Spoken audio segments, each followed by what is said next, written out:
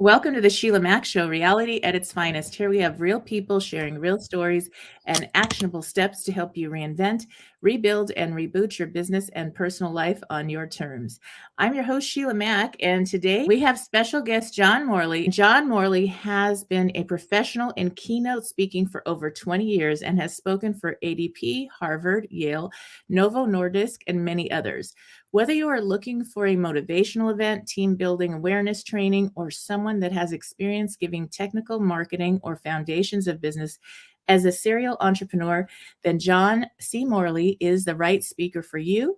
John is also certified in hypnosis, NLP, and engineering, and the person that knows how to transfer knowledge in a fun, passionate, and creative way for all your learning modalities. He is also the host of two well-known talk shows, the JMOR Tech Talk Show and Inspirations for Life.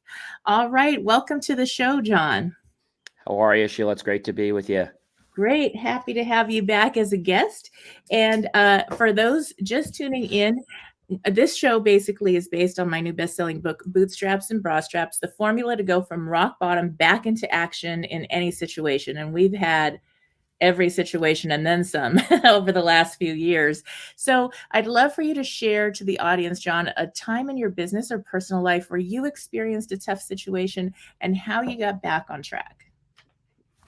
So I think, the challenging situations happen because of, what we see today, not because of what's going to happen tomorrow or the days after, but we put fear in ourselves. Mm-hmm. And the fear, nothing can ever come from past that's good. That's fear.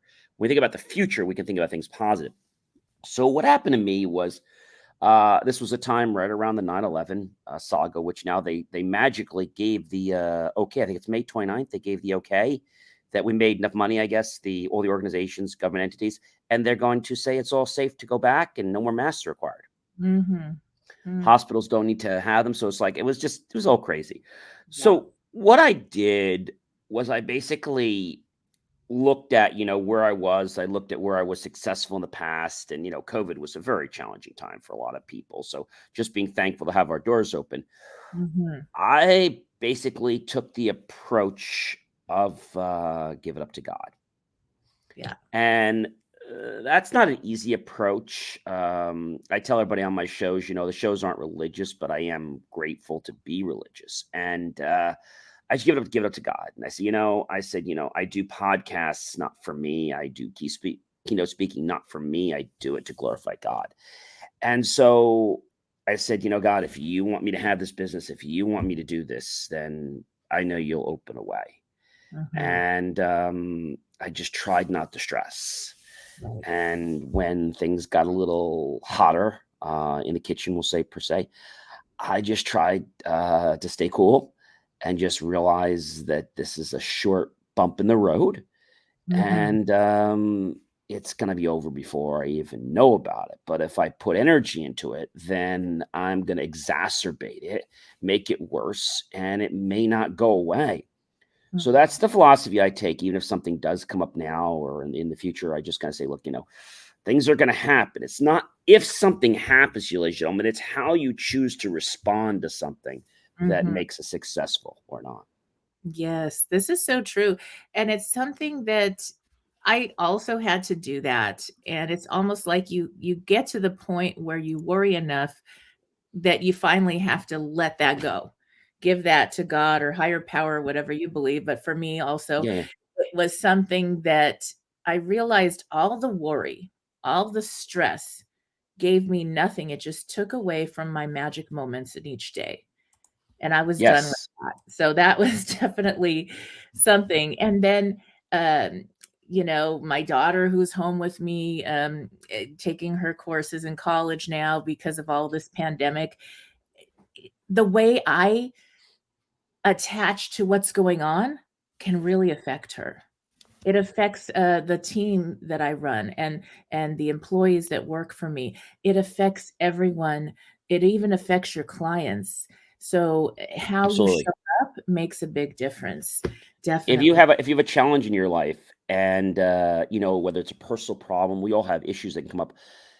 That's fine. You got to keep them compartmentalized. And I say the same thing to my team when they show up at work. I say, look, if you're having an issue, come and see us, but we can't let this, blossom all over the work floor. We Mm, have to address it here. Or if you can't address it, maybe you should take a personal day, right. because we can't have your whole day and our whole day being about your problem. I get your problem's important, but you need to compartmentalize that and realize that when you're in the office, you're in the office. So that Mhm. means you're not talking to everybody here about your problem 24/7.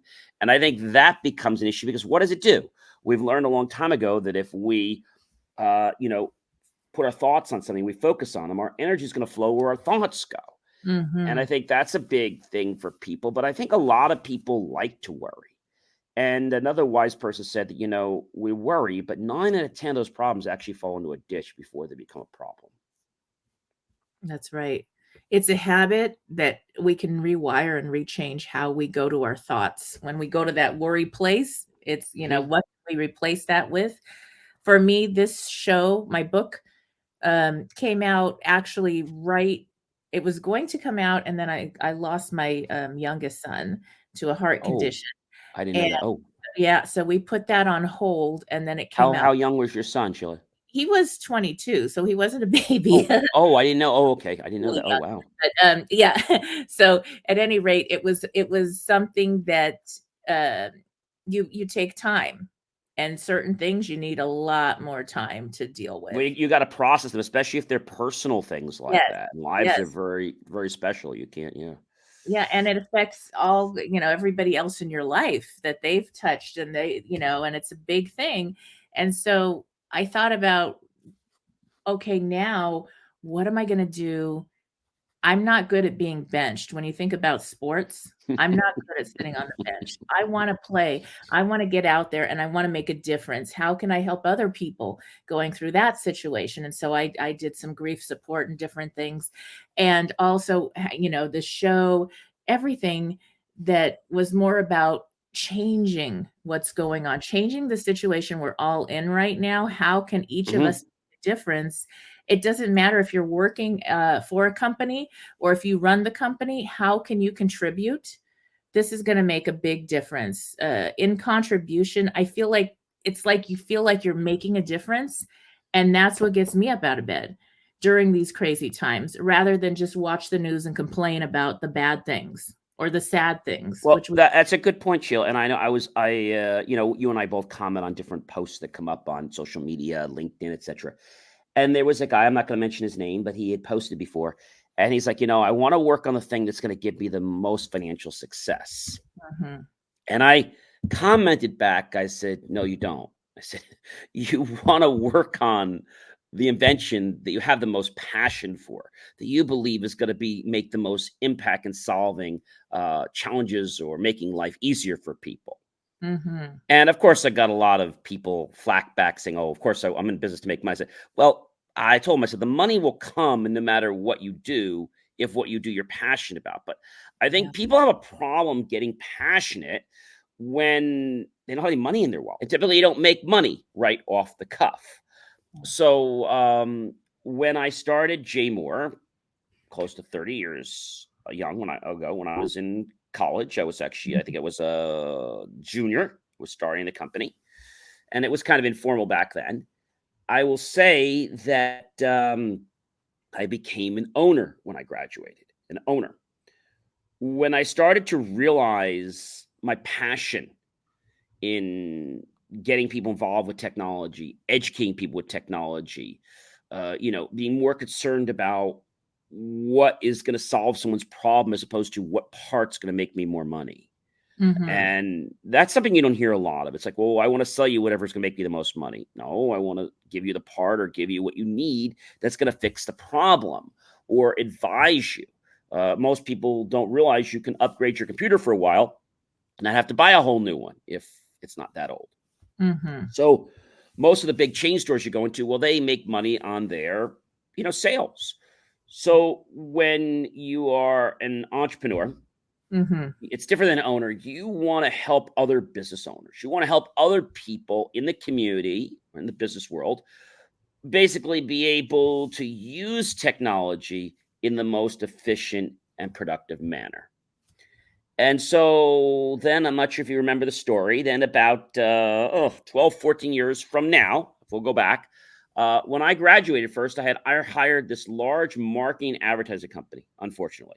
They're still in business today. And they ripped me off. I mean, ripped me to threads. Yeah. They're major. They're on Wall Street, and they're terrible.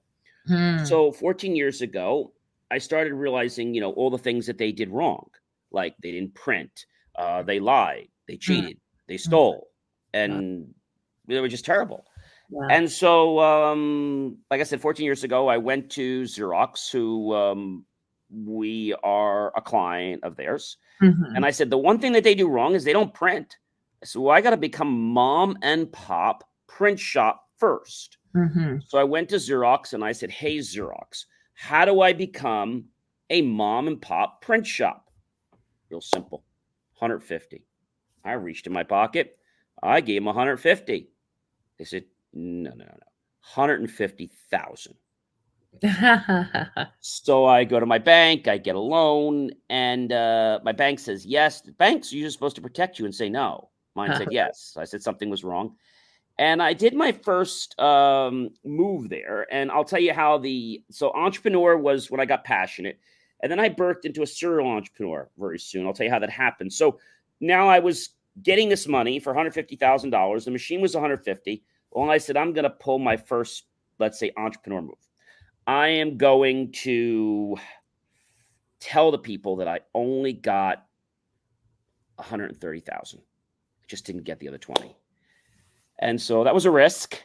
I went in, I told them, I'm so sorry, I'm embarrassed because of my credit. I didn't get the whole 150. What do I owe you for the lunch or for the breakfast? Let me just pay you. Now, I knew they weren't going to take the money. I also knew they were probably still going to magically get me the machine because there's tons of profit. Right. Well, when I told him I couldn't afford the machine, but I got this and I got that, he's like, sit right there. You want a cup of tea? You want a coffee? You want a donut? And I'm good. No, just sit right there. I already told you I don't have the money. I know. Just sit there. Comes in running like a little kid, goes back, is working. He says, you are in luck. I said, how am I in luck? I'm 20,000 short. Yeah. Starting today and the rest of this month for this machine, anything above it, manufacturer's giving a $20,000 instant rebate at time of purchase and 40 hours of free training. Wow. So I did not expect that, but I knew something was going to happen. And so that was kind of what I was looking for. And so he said, well, you ready to sign? I said, well, let me just think about it. He said, well, you got the money. And I said, I know. Let me just think about this for a few minutes. Oh, okay. And they got a little pushy. And he said, well, you want to sign? I said, I'm feeling a little rushed. I said, let me have a few minutes to think, or I'm probably going to leave and maybe come back in a few days. Oh, okay. Take your time. And I was just pondering over, took maybe a half hour to an hour, and just getting ready to leave. And I said, okay. I said, I think we'll do it. And so by me making that decision right then and there to open another business, that business solved the problem of one of my businesses, which was marketing, which is printing and all that, and eventually to be printing and all kinds of other stuff and marketing. So the entrepreneur basically is when you have a problem, usually it's another business, and you want to solve that problem, you become basically term of a serial entrepreneur because you have more than one business you're passionate about. Sometimes words, sometimes meanings. I'm not sure if you know that the first dishwasher was actually invented by a lady. It was invented in 1850. Now, these are all trivial things. Whoever she is, thank you. Yep. Love my dish. She was a socialite, which in argument sense, she is married to a very well-off gentleman, and she was expected to have parties several times a week. And she would always complain about having her flatware chipping her dishes and cups. So her name was Josephine Cochrane. She helped put this together in Shelby, Illinois, in a shed with her mechanic, George Butters. Her family had a bunch of engineers. She was not technical, but she says, you know what? We're either going to find somebody that has a dishwasher for us, or I'm going to make one because I'm not going to be running this anymore and chipping my flatware. So she came up with the basket, the way it came in, that whole concept. Her company actually was sold to a company that you and I both know today, still in a business. Just before she passed, she sold the company to a company called KitchenAid. Mm-hmm. And that was the original. And the funny thing is, I would have thought that if that is your company, I would have really did a better marketing job saying, our company received the original patent. Like I would have done something a little more up. And I Yeah. think the reason they didn't is you have to realize when she started out, they wanted people to buy this dishwasher. The problem was she was a lady-owned company, and so people would come to her and want to give her money to buy out her company. She kept Mm-hmm. saying no, gentlemen, powerful gentlemen.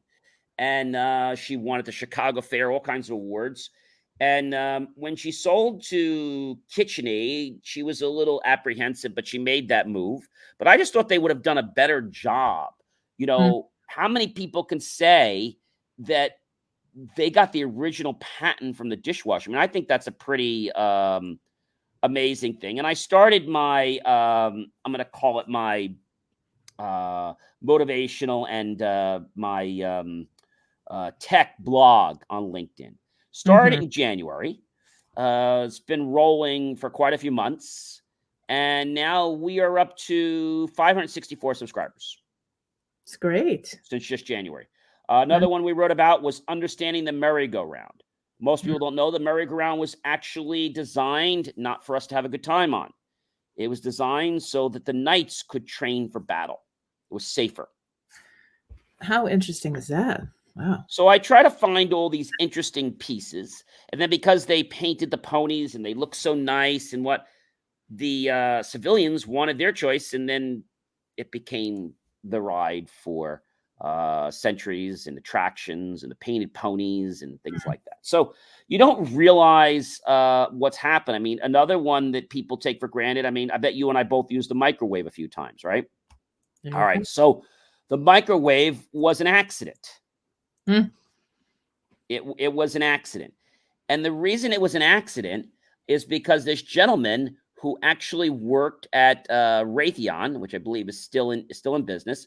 He worked at Raytheon, and they make magnetrons for very big, like for the cop cars and things for different types of detection for the radar. And so he went to work one day with a candy bar in his pocket. Oh my gosh. All right. Tell me that's not amazing. And then suddenly he discovered that the candy bar actually melted. Wow. And so he decided to test it with all kinds of other food that was around. But would you ever think that was and then he had 150 patents later, he decided, maybe we should try an egg. He tried the egg, put it near the ray, and it shattered, and then it exploded. He did popcorn, it popped. He built this little, let's say, box, put the gun inside it, and we have what we call a microwave. In fact, the first microwave was about $5,000. It was as big, a little bigger than our dishwasher today. People were very nervous about it because it had to be constantly water cooled or it would catch on fire.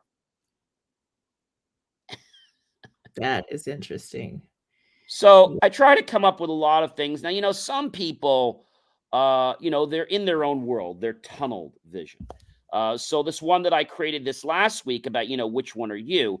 Now, I asked this question just before, why is it that you don't want everybody to like you? I said, John, that's a preposterous statement. Why would you want that? And there's a reason. The reason is because the short reason is that if everyone likes you 24/7, okay, it means you're not bringing your A game to the table. If you don't bring your A game to the table, well, someone else will. I made this discovery, 5 or 7 years ago. It was let's say an elected official with a very high office. And he wanted me to give up on some local community effort that I was working on because it was taking away from his name, I guess. I don't know. And so he always told me, when are you going to give up with that nonsense? When are you going to stop? Like, nobody even wants that stupid committee. How many people you got on? I said, 50, 100. Yeah, you should just close it, defunct them. I mean, there's no purpose for it. It's just a waste of time, and you're just, you should just give up. So he calls me. His admin calls me and asks me to come in to his office. Now, knowing how he treats me, I wasn't rushing over there to go see him. So she says, "Well, when can you meet with me? And meet with him?" And she calls us on a Tuesday. So she thought I was going to rush right down on Wednesday or Thursday. I said, "Well, my first availability will be next Tuesday at 4 p.m. Now they go home at 4:30, or I have one at Thursday at 8 a.m. Oh, which one did you want to take? Well, the Tuesday is a little bit tight. I said, "Yeah, I'm sorry. That's about all I could do." She's like, "That's all right. We'll make it work. And if we have to stay a little bit extra, we'll make it work. We'll take the Tuesday at 4. I go to his office. I always arrive early. And I was there, was very cordial to everyone, came dressed in my jacket, no tie.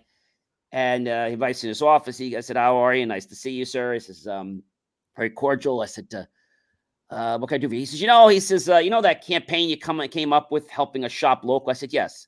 He says, "A great campaign." I said, "Well, thank you." He says, "And by the way, you're not using it. We are." I said, "Excuse me?" "Yeah, you're not using it for your projects. We are. It's become our property." Okay, then.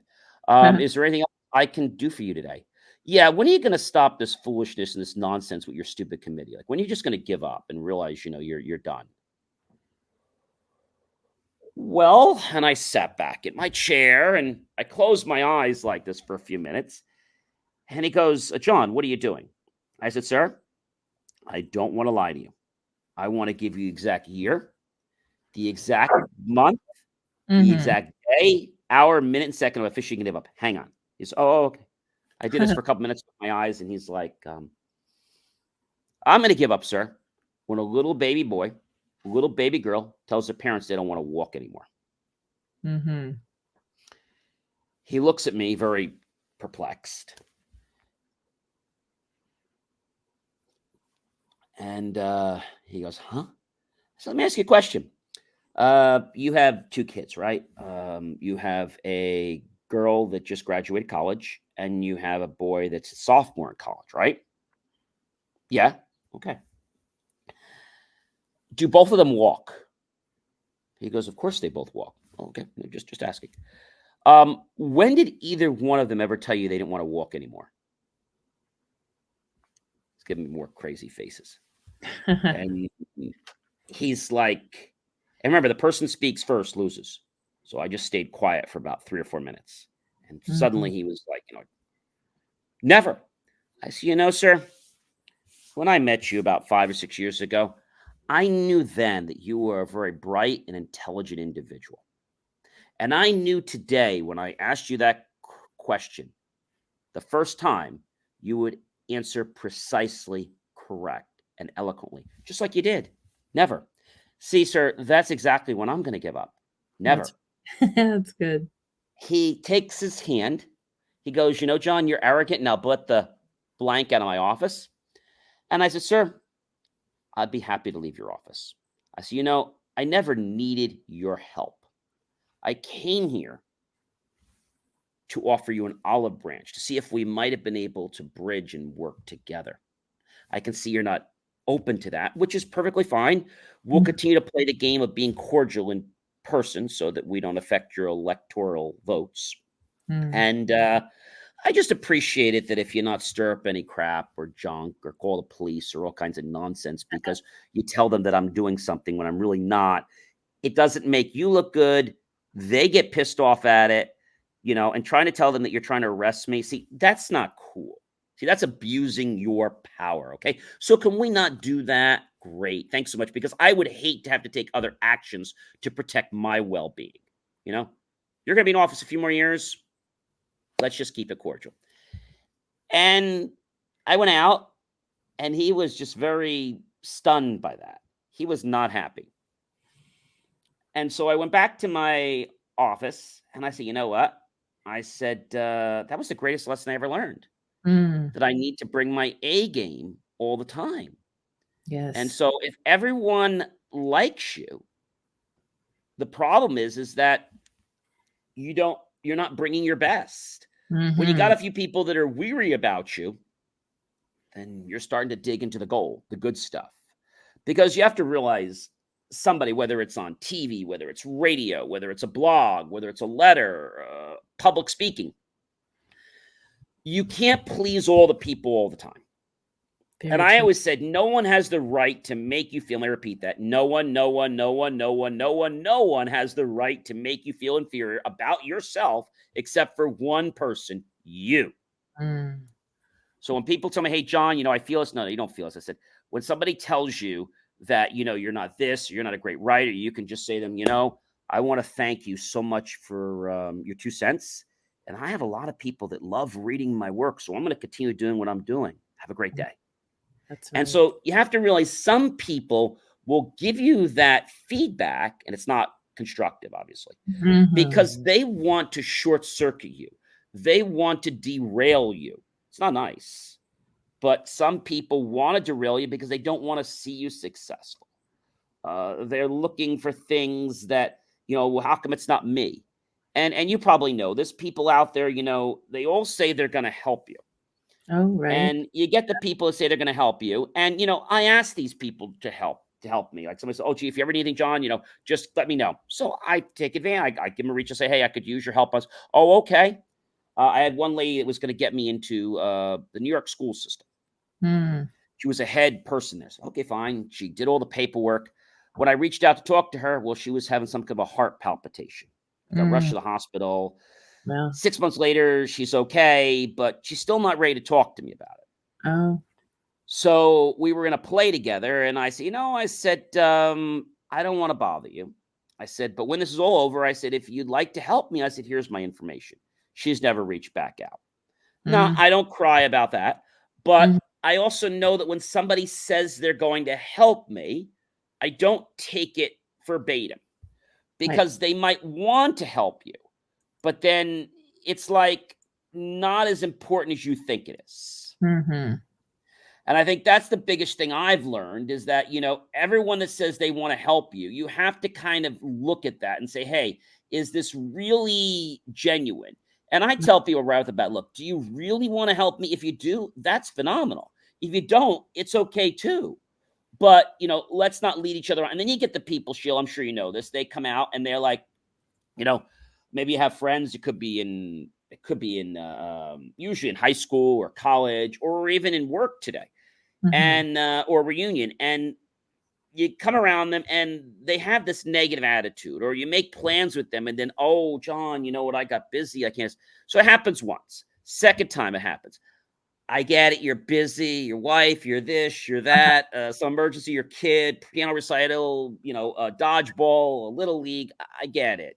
Birds are flying south this instead of north for the winter, or north instead of south, whatever. And he's like, yeah, you get it. I said, I get it. I said, just do me a favor. I said, we used to hang out a lot. I said, so next time when you book with me, make sure you really can make that. Okay, there's Yeah. no rush. Take a year. I don't care. Right. So now they book a third time. And they say, Mm. John, I hate to do this. I said, you know what? I'm sorry. I'm going to say goodbye. What? Mm. Yeah, I don't have time for this energy. When you get your life back in gear, if you do someday, reach out to me. Maybe I'll give you one more shot. But I am too busy to be playing games with people. And it's not about you being nasty or you being above someone, because I think Mhm. we're all equal. No discrimination, race, religion, orientation, color, creed, party. I mean, there's a list of things. And so what car you drive, what clothes you have, right? And Uh, so in my article, if you read it, I talked about the fact that, people basically stop um, being nice to you when you do things that they don't like that you engage in. For uh, example, if you're in a group and they can't be in the group, well, then suddenly they don't like you anymore. It should have mm. nothing to do with it, but they're jealous that you're in that group that they can't be in. Now, it's not your fault they can't be in the group. They just don't have the time to be in the group. That's not your fault, but suddenly they don't like you because, oh, you're with those people. Oh, I don't like those people. Yeah. So I think that's something that never goes away, Sheila. But I think the magic bullet here is realizing you and Mhm. realizing that no one in life will ever complete you. Regardless, even your partner, they complement you. Mm-hmm. That's the key. And just knowing your energy. If your energy is good, that's great. But telling people, I really want to hang around people with good energy, that they think you're like whacked. But you Yeah. could tell people that drain you. Oh, definitely. Yes. So true. And, I think about the people that said no, or the people that flaked out, or whatever you want to call it. I love the flake that one. Yeah. Yeah. It's like, or the people that are rude or not nice or what have you. I think we got back to the beginning of the show. You talked about you're into your religion and you have a Yes. belief that brings you through things. And I always think of, oh, the king hardened that person's heart for a reason. That door was closed because I'm blessed to go to something even better. And I Absolutely right. hold on to that fully. I had my house burned down. I had built a house, and How long was got that, all Sheila? that was back in 2017 in the California fires in Ventura. So I finished a travel tour, 7 years. I was traveling with the Tony Robbins group and having a blast and learning and growing, and, brought my youngest kids with me, and we had so much fun, and I was ready to kind of stop traveling so much. And so I finally get this house, and then the fire took out the house. It took my car, and the only thing that Oh, really was sad is are some of the photos, and we lost our cat also, which was heartbreaking more than the oh, stuff. And oh, the next thing I find myself 3 months later in Beverly Hills, and then another, vacation home in Vegas, and so I was like, "Oh, you know what? God had bigger, better plans." It pushed me. It made me change things. It made me, recategorize what matters most in my life, and it brought me to some beautiful places that I wouldn't step into because oh, it's too expensive, it's too hard, whatever, in my mind, but it was a guided thing. So it was a hard thing, but it was a very guided blessing and a gift. So sometimes those tough people or situations are closing the doors for something better to show up. that was something that hit me. That we ask for something and maybe we don't get it right now. We might get it later, or we might get something better than that. Yes. And I feel that everyone might be very headstrong, saying it has to happen this way. Even people Mm, looking to meet their mate. I had a lot of people like, "Oh, John, I cannot meet him or her. I can't meet them in an airport." What do you mean? No, I just my I'm in do not disturb, but I'm in an airport. I said, well, you can't just do that. Well, I'm telling you, I'm not open. I said, well, the person could be in the airport. I know, unfortunately, hopefully they don't, but I can't meet them in the airport. And I'm like, that's nuts. I said, uh, yeah, I know, but that's just my thing. It's not going to work. mm, So I think people sometimes put unrealistic expectations on themselves. And so you're talking in that movie about a guy who was ready to throw. His name was Neil Prater. mhm. He was ready to throw Coach Grant off the team for being a bad coach. And then they started winning after that philosophy. And then he did something very interesting. And this is really cool. On the football line, he said something. He says, your attitude is like the aroma of your heart. If your heart doesn't smell right, that means your attitude's not right. Mhm. And he took one of the top people on the team, who was like the leader, the big in leadership on the team. His name was Brock. He's also the one that was getting 55s in school, and they were like, that's no big, but his whole philosophy changed, Mhm. getting A's now. So he was on the field, and he took this other kid and put him on his back, Jeremy on his back. And then he blindfolded him, and they did the death crawl. And he wanted him to go the 50-yard line. He said, I want to blindfold you so you don't give up too early. And he kept telling, I want your very best, your very best, your very best. He's like, I can't do it anymore. I can't. Well, then you got to wrestle with your body to 5 more. And he kept saying, your very best, your very best. When they got past the 50, the team started following them. Now, he couldn't really tell where he was, but the team was all like, he's past the 50-yard line. Your very best. Your very best. It's like, just 5 more steps. Took on the mask. He's like, you're in the end zone. Mm. And he's like, sometimes we give up before we really try. Yes. And it's easy to give up when life happens sometimes. Yeah, I mean, things happen in life, challenges happen. It could be a plethora of things. But just your attitude, changing your attitude will affect something I call the RAS, the reticular activating system.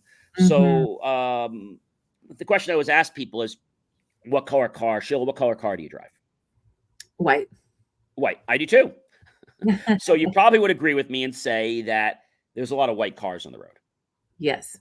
Yeah, I would too. There's nothing white.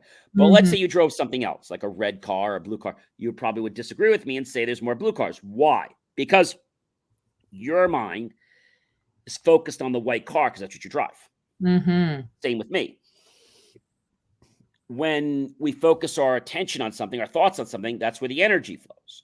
So the same thing happens in our life. When we change our attitude, that's what we attract into our life. And so just by making a simple tweak, I know going to I think it was one of these dollar stores or something, and I needed something. And they were way in the back. And, you know, they're not usually very friendly. So I noticed her tag said Gina on there. First thing I did, Dale Carnegie. Hi, Gina. I know you're really busy. Listen, I need to get the tablecloths at the bottom, the red ones, but I think they're on the top shelf. Is there any way you or somebody could possibly help me? She's like, we're really busy, but let me see what I can do. So now she goes and gets them. She gets them back again to me. I put them through. And then, I said, I know you don't usually take a coupon. Is there any way you can do it? I'm buying 20 of them. Is there any way possibly? Let me see what I can do. Comes back, winds up letting me use 2 coupons.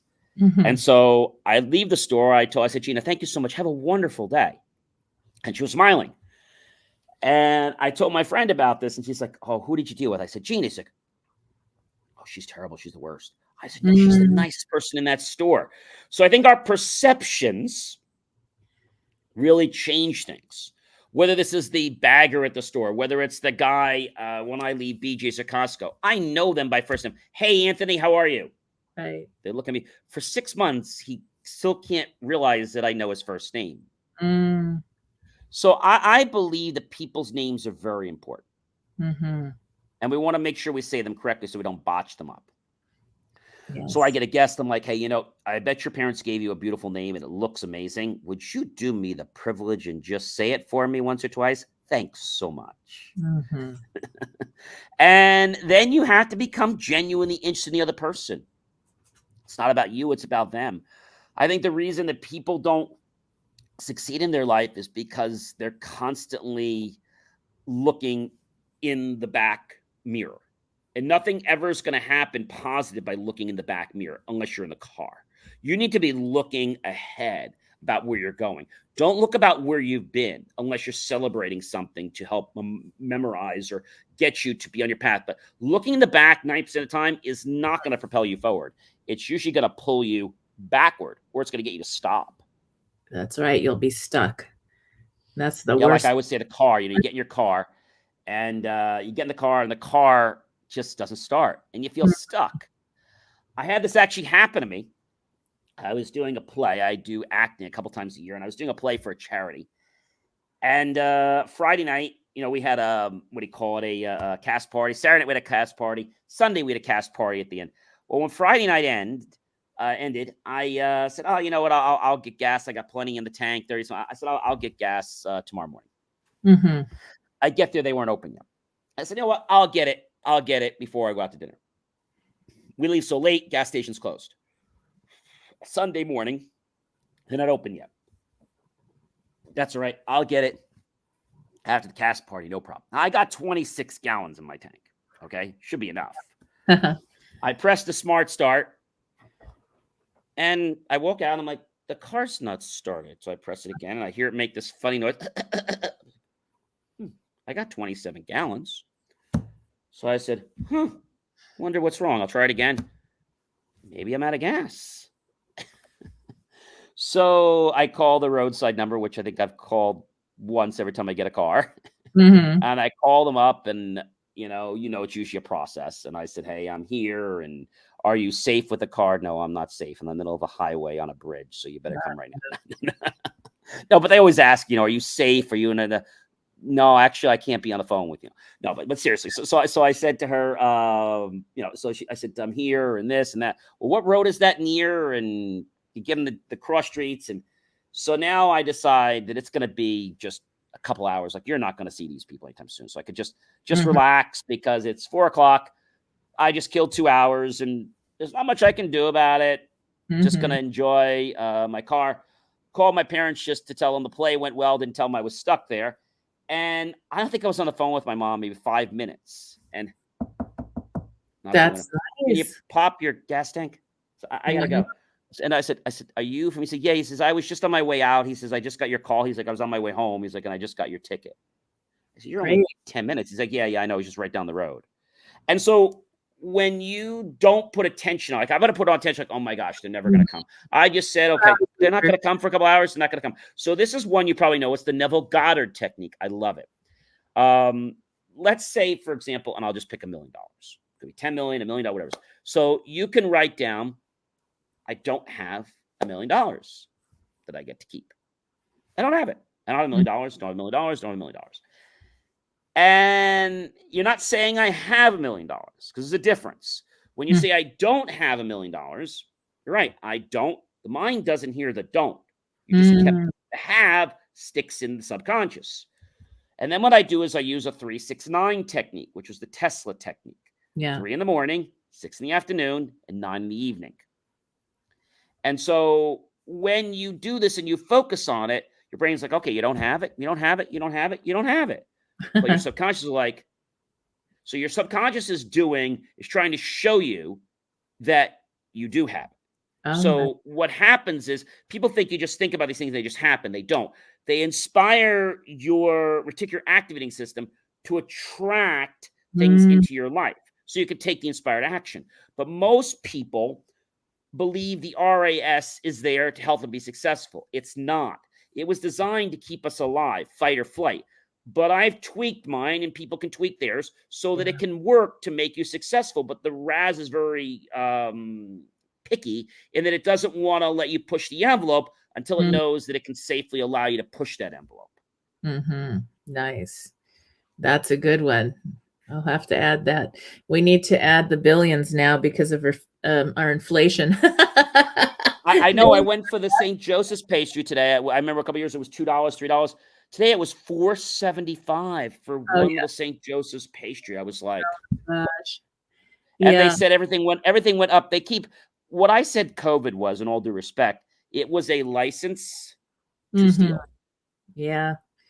It's a time, all right. And we got to be here for all that excitement. And I feel like there's a lot of opportunity coming for us as well. And it's, again, that whole thing. Are you looking for the opportunity and the gifts in it all? Because that's what we'll find. So, yeah, I think some people out there, Sheila, are looking for opportunity. Those are your entrepreneurs. Those can be your serial entrepreneurs.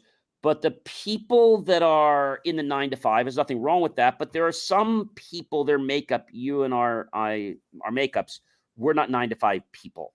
Yeah. Unless we're working for ourselves. And then we're not 9-to-5. We're probably like even longer or whatever. Right. We put the time in, but we don't keep track of the time.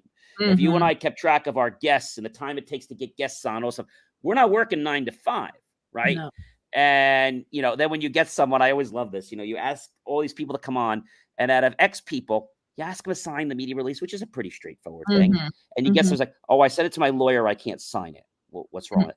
I don't know. We just don't like this verbiage. Well, it's not like a negotiable thing. It just basically says that, and it's not a lot, 1 out of 100. And it's crazy that I had one the other day, he says, well, the date's not on it. Well, the date is something we can always add. Well, I don't want to sign a contract that's blank. Well, it's not blank, just the date's not on it.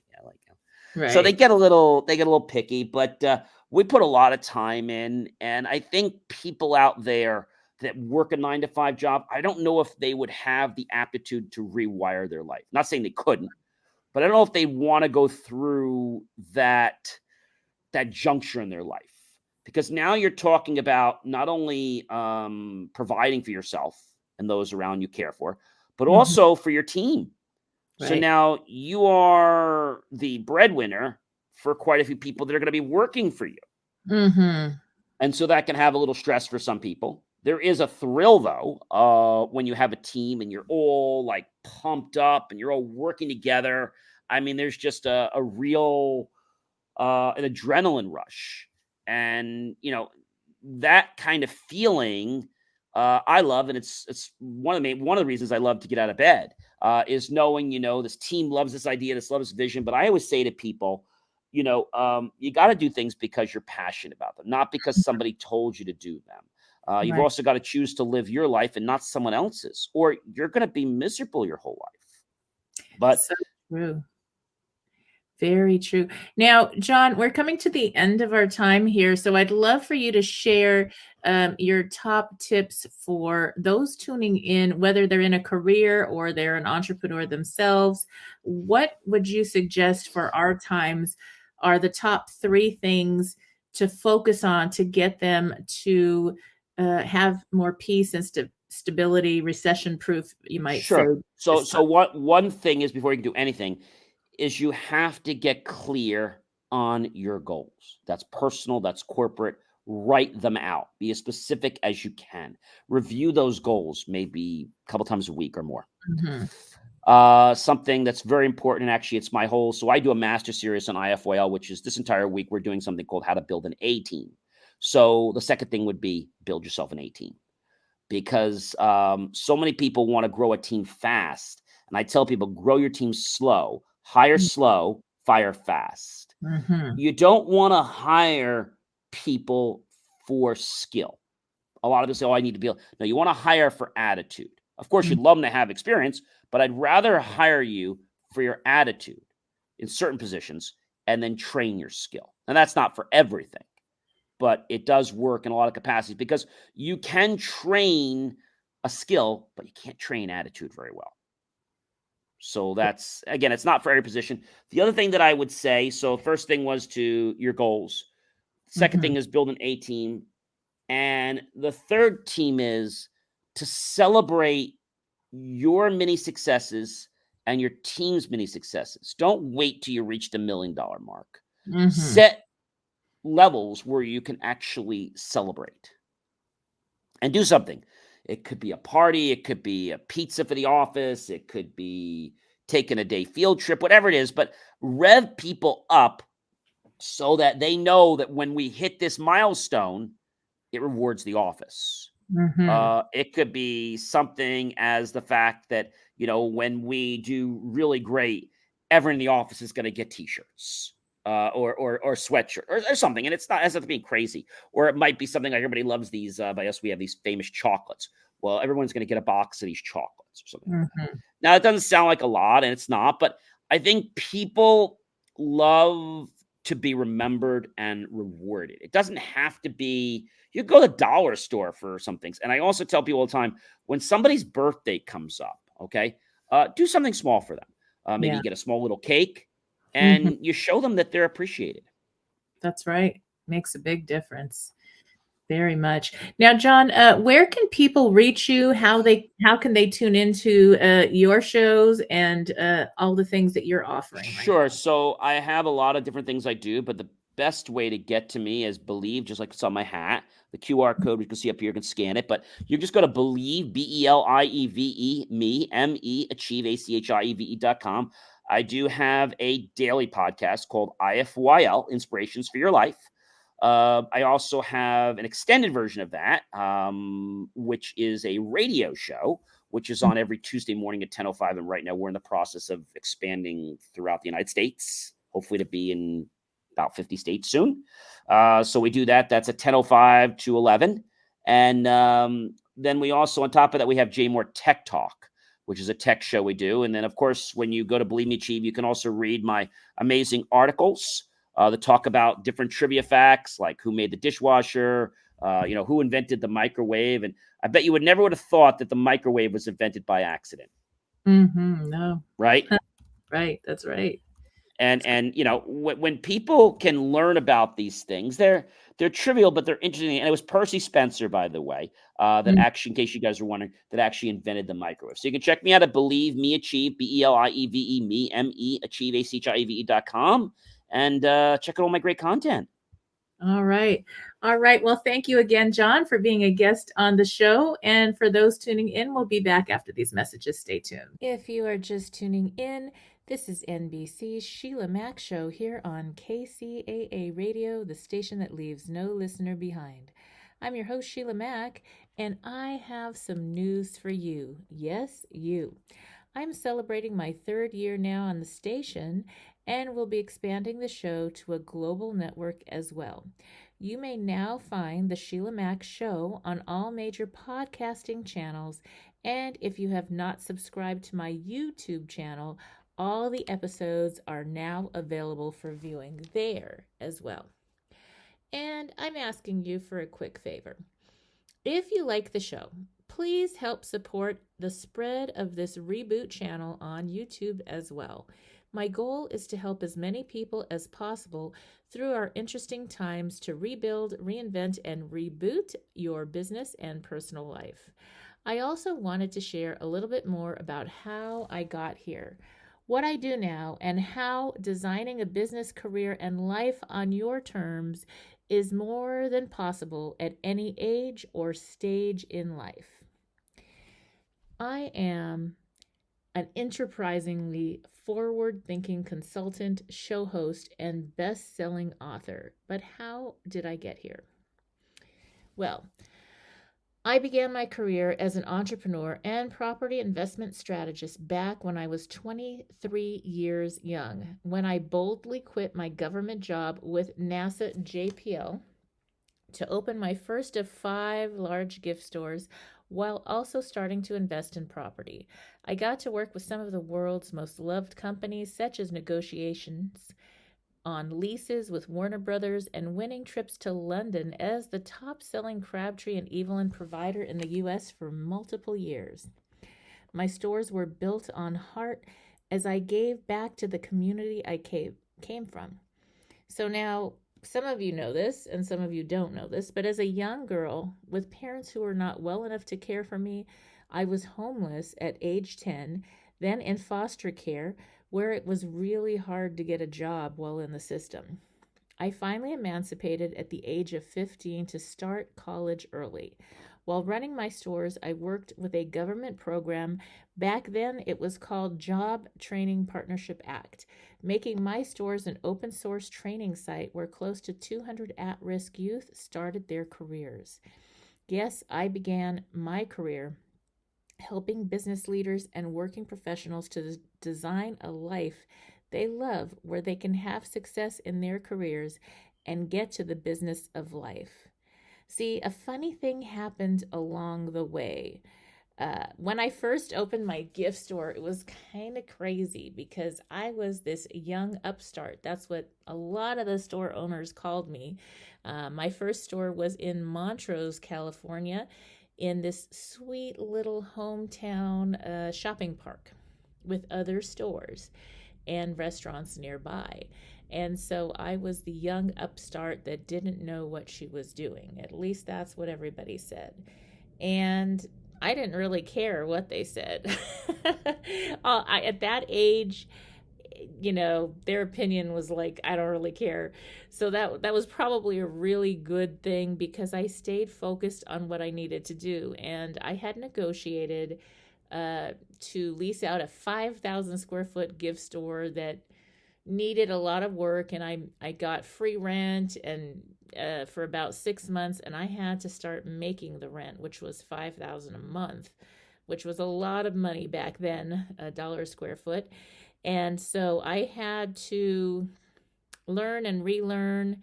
I finally did hire quite soon in the game. I did hire a marketing expert, branding expert, I guess back then.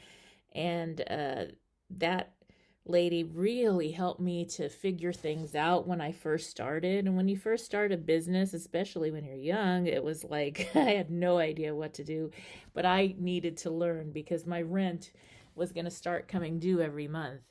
And over that time, I started having more success. I did crazy things like stayed open until almost midnight every night, along with the restaurants who were very close to my store, while everybody else closed shop at about 5 or 6 p.m. So I was making more money from the start, and I just really, my store was to help my kids, and the products I sold was whatever the community wanted. I sold lots of things to people in the entertainment industry. I worked with cruise ships. I worked with many different people in the community. And later on, the store owners actually came to me and asked me if I would consult them and help them. I actually started buying my other buildings because I didn't like the idea. Tune in again right here on KCAA, the station that leaves no listener behind. Have you lost your job? Have you lost a loved one? Are you exhausted caring for your parents, for your kids? Well, you can find immediate relief when you read SHEILAMAC's new #1 bestseller, Bootstraps and Bra Straps. It contains the Boots formula to move from rock bottom back into action in any situation, especially right now. If life has knocked you down, pick yourself up with Bootstraps and Bra Straps. Get your copy at www.sheilamac.com today.